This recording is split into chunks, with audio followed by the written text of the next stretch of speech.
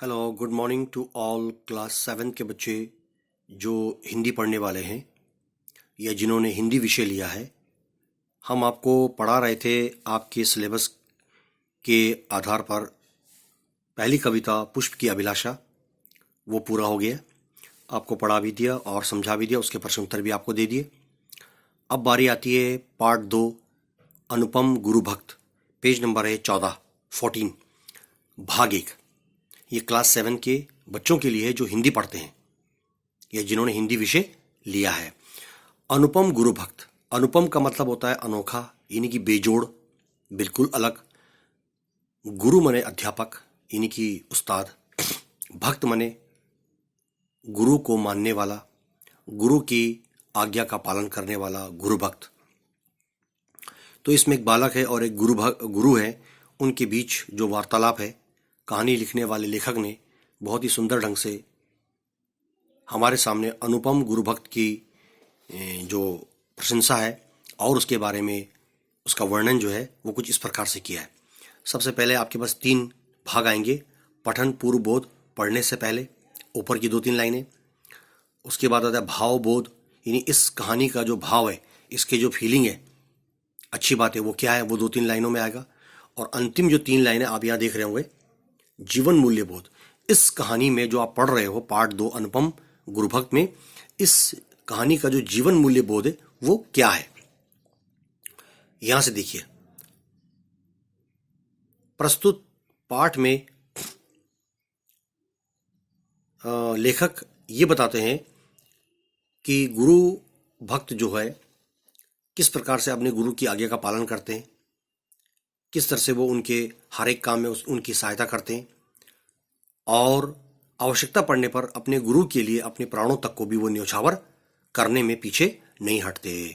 तो इनके बारे में कुछ इस प्रकार से वर्णन है। जीवन मूल्य बोध में क्या है, गुरु व आचार्य का पालन करना, यानी चाहे आप गुरु कहो, अध्यापक कहो, उस्ताद कहो, टीचर कहो, शिक्षक कहो या आचार्य कहिए, एक ही बात है। गुरु व अपने उस्ताद, अध्यापक या आचार्य का सम्मान करना, उनके प्रति कृतज्ञता से हर एक काम को करने के लिए मन में दृढ़ संकल्प रखना, गुरु की परीक्षा में खरा उतरने का प्रयास करना और गुरुओं के हर एक काम में हाथ बढ़ाना और अच्छी तरह से स्वार्थ रहित होना, इन तमाम कामों में शिष्य का एक अहम रोल होता है और गुरु ही उसका मार्गदर्शन करता है।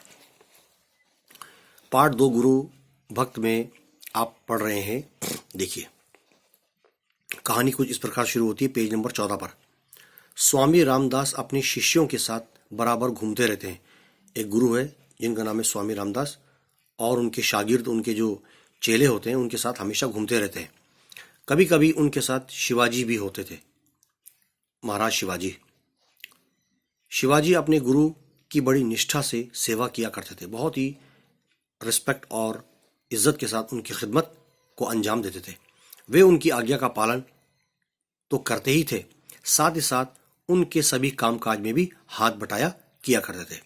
उनकी गुरु भक्ति स्वामी जी के प्राणों में आनंद पैदा कर देती थी, क्योंकि गुरु जो थे, शिवाजी के जो गुरु थे, वो बहुत ही कमज़ोर और बहुत ही बूढ़े हो चुके थे, इसलिए उनकी बहुत सेवा, उनकी खिदमत करते थे। एक बार स्वामी जी के मन में शिवाजी की गुरु भक्ति की परीक्षा लेने का विचार उत्पन्न आया। गुरु ने सोचा, चलो अपने आज शिष्य का, अपने आज चेले का कुछ परीक्षा ले जाए, इसको आजमाया जाए। वर्षा के दिन थे, बारिश के मौसम थे, संध्या हो रही थी, शाम हो रही थी, आकाश पर काले बादल भी छाए हुए थे। स्वामी जी चारपाई पर पड़े, गुरु जो थे स्वामी रामदास जी, अपने उस बिस्तर पर पड़े हुए और हाथों से अपने पेट को पकड़कर जोर जोर से कराहने लगे, दर्द से चिल्लाने लगे। शिवाजी जी को जब पता चला तो वे उनके पास दौड़े दौड़े आए। उन्होंने स्वामी जी से बड़ी विनम्रता से पूछा, बहुत ही रिस्पेक्ट से पूछा, गुरु जी आप क्यों करा रहे हो, आपको क्या कष्ट है, आप क्यों रो रहे हो, आप इतना दर्द से क्यों तड़प रहे हो, आपको क्या तकलीफ है। शिवाजी ने अपने गुरु से पूछा। अब आगे देखिए। स्वामी जी ने कराते हुए उत्तर दिया, कुछ मत पूछो शिवा, मेरे पेट में बहुत जोरों की पीड़ा हो रही है। मेरे पेट में बहुत जोर से दर्द हो रहा है। शिवाजी बोल उठे, आप व्याकुल न हो गुरुजी, मैं अभी वैद्य को बुला लाता हूँ। अभी हकीम जी को साथ लेकर आता हूँ। वे आपको दवा देंगे और आपकी पेट की पीड़ा, आपके पेट में जो दर्द है वो शांत हो जाएगी, ठीक हो जाएगी। स्वामी रामदास ने कराते हुए कहा, कोई दवा काम नहीं करेगी शिवा। वैद्य जी आए थे, उन्होंने कहा है कि मेरे पेट में जो पीड़ा हो रही है, पेट में जो दर्द हो रहा है, वो सिंगनी के दूध को छोड़कर, यानी शेरनी के दूध को छोड़कर और किसी वस्तु, किसी दवा से ठीक नहीं होगी। अब तो बचना बहुत कठिन है, मेरा मरना तो बिल्कुल तय है, क्योंकि सिंगनी का दूध कहाँ मिल सकता है, शेरनी का दूध कौन लाएगा आखिर। ये तमाम सोचकर, ये तमाम बातें जो है स्वामी रामदास जी ने अपने शिष्य, अपने शागिर्द शिवा से कही। अब शिवाजी सोच में पड़ गई कि आखिर उन्हें अब करना क्या है। तो पेज नंबर 14 को हमने आपको पढ़ा दिया, पेज नंबर 15 हम आपको कल पढ़ाएंगे। तब तक आप इनको रीडिंग करते रहिए, अच्छी तरह से पढ़ते रहिए। आपका बहुत बहुत धन्यवाद।